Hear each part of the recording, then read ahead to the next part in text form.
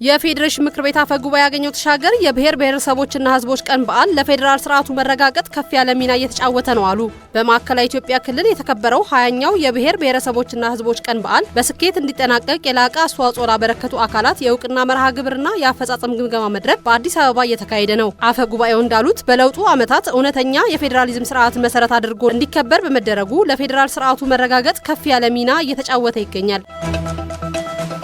ታዋቂው ዩቲዩበር አይሾ ስፒድ በኢትዮጵያ ያደረገው ጉብኝት በመላው ዓለም የሚሊዮኖች አይን ወደ አዲስ አበባ እንዲሳብ አድርጓል አሉ ከንቲባ አዳነች አቤቤ። ከንቲባዋ በማህበራዊ ትስስር ገጻቸው ባስተላለፉት መልእክት ጉብኝቱ ከተማችን ያላትን የቆየና የከበረ እንግዳ ተቀባይነት ባህልና የከተማችንን ጽዳትና ውበት ለዓለም የገለጠ ስኬታማ መርሃ ግብር ነበር ብለዋል። የኢትዮጵያን ትክክለኛ ገጽታ ለዓለም አቀፉ ማህበረሰብ ለማስተዋወቅ ትልቅ እድል ፈጥሯል ያሉ ሲሆን ወደፊትም ብዙዎችን ወደ ሀገራችን እንደሚስብ እምነታቸውን ገልጸዋል።